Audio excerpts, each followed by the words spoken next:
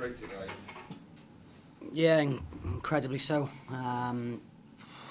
It's looking at the flow of the game, and there's areas there where we show promise, but we're trying to just be an incredible rugby side without sort of running before we're walking in some ways, and that's a reflection on our working week as well. We've spoke about we're having to adapt our training weeks, as all sides have, around fit players being rested and trying to work our way through it. But we've been inconsistent in some of our training, and that shows on the weekend. We're not a good enough side to rock up and just think you've got a divine right to win games. And we had our chances in the second half with a line break, pressure in the 22, and we're flicking balls between our legs. We're shoveling crap along the line, and they're going to eat that up defensively, as they should. And it's lacks sort of any semblance of intelligence around a professional rugby game.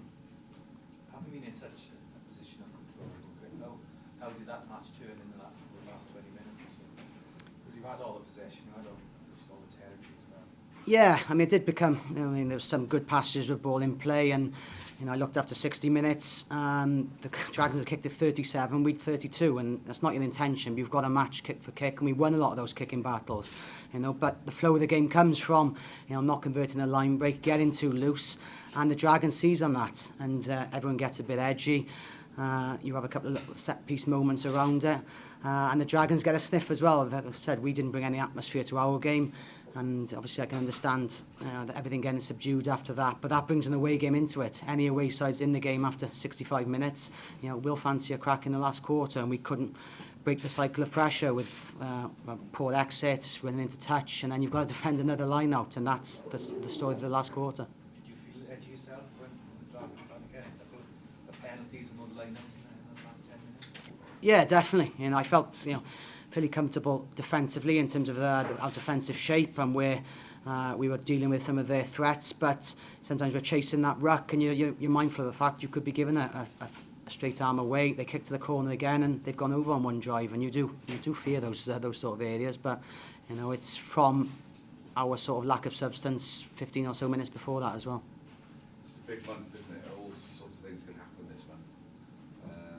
That's not the way you really want to come into it, though, is it? No, and it's a huge block of games. Firstly, we've got the momentum of some wins and some good performances in Europe, but you'd hope, as I said, a little bit inconsistent in terms of our training week. And we've got to, as I said, individually, coaching-wise, make sure we're on the money every day in around how we manage the group, the individual players, and demand certain standards. But 2 derby games, 8 points, and hopefully that's the dip to come at the edge of the curve that goes upwards to Leinster, Clermont, Exeter, because it's got to. Obviously, if we flatline, we're going to be gone from a couple of tournaments. Well, we're judging by high standards here, but I'm sure that's how you want to be judged as well. But if you are going to make up for the difficult start you've got to play a bit better than that. You've got to get the bonus points in the past couple of years have held you back. Yeah, I think that the first issue is obviously the points to catch up from 5 losses early season. Home losses to Munster, Connacht, sides who are going to be in around the areas we're competing with. But all we can do is focus on the next challenge, and said without 5 wins in a row we'd be by the wayside anyway, the nature of the league. So we're giving ourselves a fighting chance, and this group will fight. Obviously we've got to claw more points prior to the Six Nations period, but we're trying to give other players exposure to help them during that Six Nations period as well. He was, as I said, there was some pleasing shoots around some of our attacking game first half, especially the forward carries off 9, Scott Baldwin, Lydia. We were making some good yards. Where we were slightly misplaced is actually trying to challenge the midfield back row. When we isolated some of the type 5 and played between the Dragons' defence, those guys at the forefront of it was pleasing. But Lids was more shoulder precaution and happy to get James King on the field. So hopefully we can get a good medical bulletin on Monday. We've got, again, a turnaround where we're obviously looking at the next game, but what comes after as well, and that's where we're trying to manage with a lot of those internationals, because within obviously 9-10 weeks in a row, it's starting to get a bit stretched. Yeah. Don't know. He's gone straight into the medical. We've gone team room, so I don't know.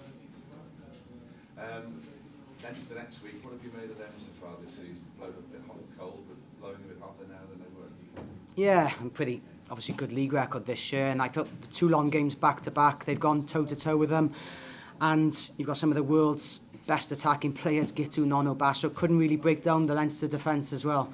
The defensive record in the league is really strong again this year, where I think they've actually made improvements over the last 18 months or so as a side.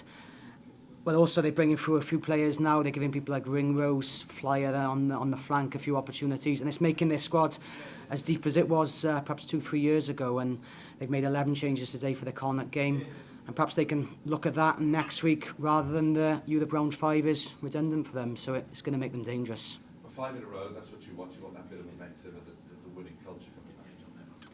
Yeah, it is, and I think it is doing what it takes to win. And even though we were on edge and we put ourselves on the back foot today, I think winning close games, especially the way they go in the Scarlets game, this one, the Blues was a 1-score game. It does become more of a habit that you can get comfortable around the pressure points in the 70th to 80th minute and thrive in that area as well. What do you make of Sam's performance? Obviously, he missed a couple of early kicks, but obviously that break there in the second half was one of the moments of the match.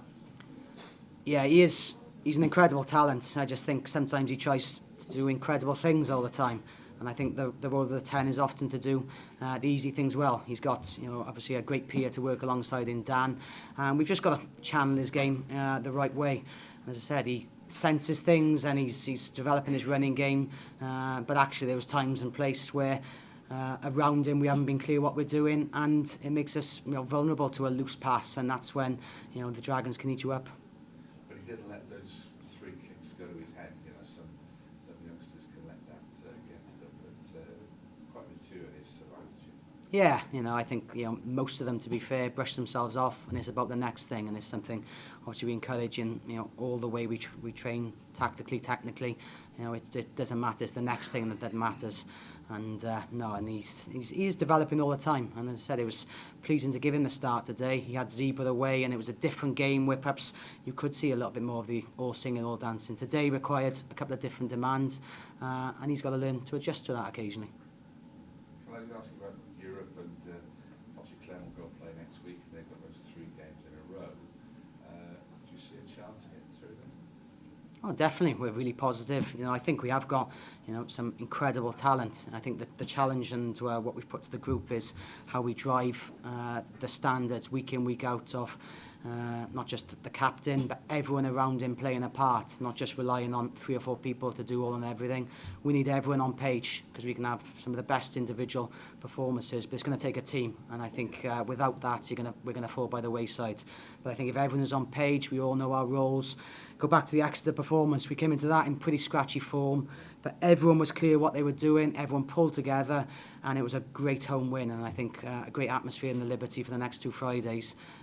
Leinster first and foremost, but it's an exciting time.